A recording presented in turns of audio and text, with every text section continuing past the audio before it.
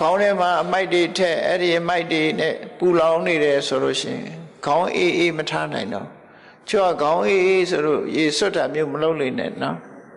အေးပတ်တော့မယ်ခေါင်းအေးထားဆိုတာအပူတွေအတွေးမတွေးနဲ့အရှုပ်တွေမထက်နဲ့မြူနီစပယ်အမိုက်ပုံကြီးမဖြစ်စေနဲ့ကိုယ်အုံနောက်ထဲမှာကြည်လင်အေးမြပြီးတော့တန်မိုးရှိတဲ့အရာတွေသာခေါင်းနဲ့ထည့်အလို့မို့ဆိုရင်အမိုက်ပုံကြီးဖြစ်သွားလိမ့်မယ်အဲ့ဒါတွေမထက်နဲ့ဝုန်းကိုတော့ချောင်းချောင်းထားခြေထောက်ကိုတော့နှွေးလေးထားလို့ပြောချတယ်ပေါ့နော်ခြေထောက်နှွေးခေါင်းအေးဝန်းချောင်းချောင်းလူဘဝမှာတော့အဲ့ဒါကြီးပွားတိုးတက်ခြင်းအကြောင်းတွေပဲကျမ်းမာပြီးတော့ကြီးပွားတိုးတက်တဲ့အကြောင်းအဲ့ဒါကြောင့်ဘဝမှာစာရင်နောဆိုတာဆင်ញင်သုံးသက်တတ်ရမယ်ကိုယ့်အခြေအနေကိုဆင်ញင်သုံးသက်တတ်ရမယ်ငါလှုပ်နေတာဘာတွေနဲ့အချိန်ကုန်နေသလဲငါဘာလှုပ်သင့်သလဲဆိုတာကိုအမြဲတမ်းဆင်ញင်သုံးသက်ရမယ်ဒီတဲ့အစင်းမြင်လို့နိဗ္ဗာန်ရချင်တယ်ဆိုလို့ရှိရင်တော့ဘယ်အရာမှမမြဲဘူးဆိုတာကိုသိရမယ်ဆင်ញင်နဲ့မမြဲဘူးလို့သိခြင်းဟာဘာအကျိုးရှိလဲလို့မေးကြည့်တွေ့တာမှုတွေကိုလျှော့ချလို့ရတာလူတွေဟာတွေ့တာမှုဆွဲမဲ့မှုတွေပေါ်မှာတွေ့တာမှုဆွဲမဲ့မှုကိုအကြောင်းပြုပြီးတော့တွေ့တာတဲ့အရာအတွက်လှုပ်ချံလုံးမိသွားတတ်တယ်ပေါ့မကောင်းတာတွေလုံးမိသွားတယ်လုံးမိသွားလို့ဆိုးကျိုးတွေနဲ့တွေ့တတ်တယ်ဒါကြောင့်မို့တွေ့တာမှုကိုလျှော့ချဖို့ရတယ်အရာခတ်သိမ်းဟာမမြဲဘူးဆိုတဲ့အနိစ္စတင်ညာထာဝရပြောင်းလဲနေတဲ့အရာတွေပဲလို့ဆင်ញင်သုံးသပ်နိုင်ရမယ်လို့သူဆိုတယ်အဲ့ဒါလို့မဟုတ်လို့ရှိရင်ကိုယ်စိတ်တွေအာယုန်တစ်ခုထဲမှာစူးစီးလို့မရဘူးတမာရီမရှိလို့စိတ်တွေဟာလွင့်ပြန်နေတဲ့တည်ငြိမ်မှုမရဘူးဆိုရင်တမာရီချင်းစင်နေတဲ့ကိုယ်စိတ်လေးကိုငြိမ်အောင်အာယုန်တစ်ခုထဲမှာစူးစိုက်လို့ရအောင်လို့ကိုယ်ဘာလုပ်နေသလဲအဲ့ဒီဘာလုပ်နေသလဲဆိုတဲ့အချက်ပေါ်မှာကိုယ်စိတ်လေးတည်ငြိမ်အောင်ထားနိုင်ဖို့ကြိုးစားအဲ့ဒီနှစ်ခုကိုစာယီနောလို့ပြောတာကမ္မထာအထုတ်ပြီဆိုလို့ရှိရင်ကတော့သမထကျင့်စဉ်ကိုလည်းစာယီနောဝိပဿနာတရားအထုတ်တာလည်းစာယီနောပဲတဘာဝကိုအတိမှန်ဆင်ញင်သုံးသပ်တယ်အဲ့ဒါတမာရီနဲ့ပညာတိုးတက်အောင်ကြိုးစားခြင်းလူတိုင်းဟာကိုမဆုံးမသေးသမျှကိုမပြင်သေးသမျှဆရာမိဘတွေဘလောက်ပဲဆုံးမကိုဆုံးမနိုင်မှသာလေအရင်ခြေဆုံးသောပုဂ္ဂိုလ်ဖြစ်တယ်ကိုတန်မိုးထားလေးစားတဲ့ပုဂ္ဂိုလ်တိုင်းဟာအကောင်းဆုံးဖြစ်အောင်ကိုယ်တိုင်ကြိုးစားကြရတာဖြစ်တယ်ဆရာမိဘဆုံးမလို့လိုက်နိုင်ရင်လည်းကောင်းကျိုးချမ်းသာရတယ်သို့တော့ဆရာမိဘရဲ့ဆုံးမကိုနာယူပြီးတဲ့အခါမိမိကိုယ်တိုင်ကဒီမှာရင်ကျေးတဲ့လမ်းကြောင်းအတိုင်းလိုက်ပြီးကိုယ်တိုင်ကိုပြုပြနိုင်မှသာလေလောကမှာလူတော်လူကောင်းဖြစ်တာဖြစ်တယ်မိဘဆရာဆုံးမတယ်ဆိုတာလမ်းညွှန်ပြရုံတမျှတာဖြစ်တယ်ကိုယ်တိုင်လှုပ်တာမပါဘူးဆိုလို့ရှိရင်ပြစုံတဲ့ယဉ်ကျေးမှုဆိုတာမဖြစ်နိုင်တကယ်ပညာရှိသူတော်ကောင်းနေမြတ်စွာဘုရားကိုယ်တိုင်ကလည်းတော်ဝါတွေကိုသတိပေးတဲ့စကားမိန့်ကြားခဲ့တယ်တုံမေဟိကိစ္စံအတ္တပံလို့တဲ့လှုပ်တဲ့ကိစ္စတွေကိုမင်းတို့ဘာဒီစူးစမ်းရမှာဖြစ်တယ်ငါကတော့လမ်းညွှန်ပြတ်ဆုံးမတဲ့ပုဂ္ဂိုလ်ပဲဖြစ်တယ်စကားအလုံးကုန်မှန်ကန်တာဖြစ်တယ်ဆုံးမတဲ့အတိုင်းလိုက်နာသူမလိုက်နာသူဆိုတာနှမျိုးရှိတယ်လိုက်နာတဲ့ပုဂ္ဂိုလ်တွေကကောင်းကျိုးချမ်းသာရပြီမလိုက်နာတဲ့ပုဂ္ဂိုလ်ကကောင်းကျိုးချမ်းသာမရနိုင်အဲ့ဒီအဓိပ္ပာယ်ကဘာလဲလို့ဆိုလို့ရှိရင်လူတွေဟာကိုမဆုံးမနိုင်သေးသမျှသူများရဲ့အဆုံးအမကိုသာခံယူပြီးကိုမဆုံးမနိုင်သေးသမျှလူလောကမှာအသုံးကျတဲ့ပုဂ္ဂိုလ်ဆိုဖြစ်ဖို့ခဲနေသူတို့ဆိုမြတ်စွာဘုရားကအတ္တာဟိကိရဒုတ္တမော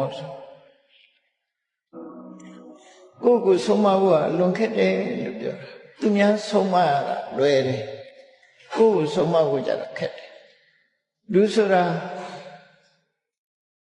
ကို နိုင်အောင်ဆုံးမနိုင်လေမရှိကြသူများကသာဆုံးမတတ်တယ်အလွယ်တကူဆုံးမတတ်တယ်ကိုယ်တိုင်ကသူများကိုဆုံးမတယ်လို့ကိုယ်တိုင်လိုက်နာမှုကျင့်သုံးမှုကြများစွာခက်ခဲတတ်ကြဒါကြောင့်မို့အပြောသမားဘဝရောက်သွားတာလေအများကြီးပဲနော်မြတ်စွာဘုရားရဲ့ဆုံးမမှာဆိုယထာဝါရီတထာကာရီယထာကာရီတထာဝါဒီဆိုအပြောနဲ့အလုပ်ဟာကိုက်ညီစေရမယ်လို့ဆိုတရားဟောတဲ့ဘုန်းကြီးတွေဒီပဲလေကိုဟောတဲ့တရားကိုပြန်နာရမယ်ကိုကြားရမယ်လို့ဆိုကိုယ်ကသာဟောပြီးတော့အဟောဘက်သာနေပြီးတော့ဟောတဲ့အတိုင်းကိုယ်ကမလိုက်နာဘူးဆိုလို့ရှိရင်ဒါအဟောသက်သက်အဟောသက်သက်အပြောသက်သက်နဲ့အကျိုးမှဖြစ်မှာပေါ့ကောင်းကျိုးချမ်းသာရနိုင်တာမဟုတ်ဘူးဒါကြောင့်မို့ကိုဟောတဲ့တရားကိုပြန်ပြီးကြားရမယ်ကိုယ်ကိုယ်တိုင်လိုက်နာကျင့်သုံးတာပဲဖြစ်ရယထာဝါရီတထာကာရီကိုပြောသလိုကိုကလုပ်ရမယ်လုပ်သလိုလည်းပြောရမယ်လုပ်ထားတယ်လည်းကိုမပြောရဘူးဒီလိုဆိုလို့ပေါ့နော်အပြောနဲ့အလုပ်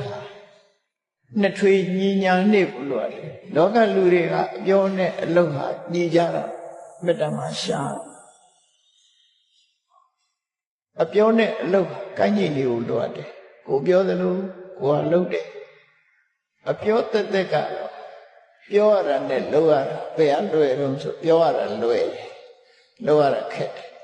ဒါကြောင့်မို့အပြောနဲ့လုပ်နေတာလေလွဲချော်နေတတ်အဲ့ဒါလို့မဖြစ်ရအောင်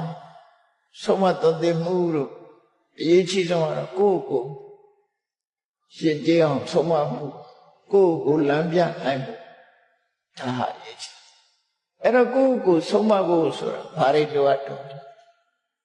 ပညာရှိတွေရဲ့ဆုံးမတွေများစွာသိဖို့လိုအပ်တယ်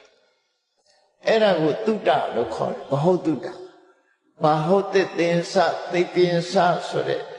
မြတ်စွာဘုရားရဲ့မင်္ဂလာတရားတော်တွေထဲမှာကိုဟာသူတော်ကောင်းတရားတွေကိုများစွာကြားနာဘူးတဲ့ပုဂ္ဂိုလ်ဖြစ်ကြားနာတယ်ဆိုတော့သင်ယူတာပဲဖြစ်တယ်နာယူတယ်ဆိုတော့သင်ကြားခြင်းသင်ယူခြင်းပဲဖြစ်တယ်တရားပွဲတွေကျင်းပပြီးတရားနာတယ်ဆိုတာမြတ်စွာဘုရားပါရိဟောခဲ့တယ်လေဆိုတာကိုသင်ယူခြင်းပဲဖြစ်တယ်ရှေးခေတ်ကနာနဲ့သင်ယူတာဖြစ်တော့ကြောင့်တုတ္တဆိုတဲ့သုံးခုပဲသုံးတာဖြစ်တယ်အခွင့်အရေးမှန်သမျှကိုယ်ပဲရခြင်းနဲ့သူများကိုမပေးနိုင်မပေးခြင်းတာဟာမစ္စရိယလို့ခေါ်တယ်နော်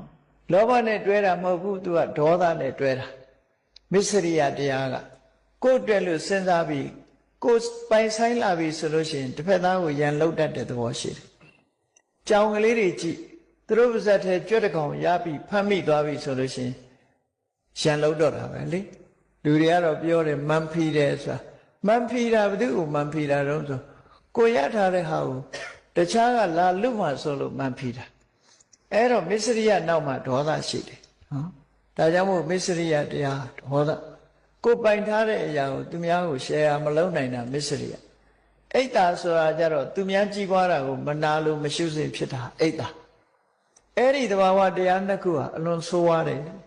ဒါကြောင့်မို့လောကလူတွေဟာအိမ်မှာနေထိုင်ကြပြီးတော့နော်မိသားစုကျွေးတယ်မွေးတယ်ဆိုတဲ့အချိန်မှာမိသားစုဘဝမှာနေတဲ့အခါမှာ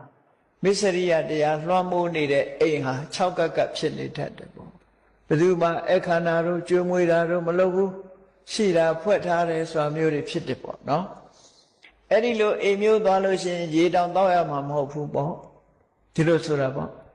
အဲ့တော့မစ္စရိယကင်းတဲ့အိမ်မျိုးဖြစ်ရမယ်နေ့စဉ်ဘဝမှာမစ္စရိယကင်းတဲ့မိသားစုမျိုးဖြစ်ရမယ်ဆိုအဲ့ဒီလိုဖြစ်လို့ရှိရင်ဒီအိမ်ဟာကုသိုလ်တွေရပြီးကုသိုလ်တွေမပြတ်စီးဆင်းနေတဲ့အိမ်ဖြစ်တယ်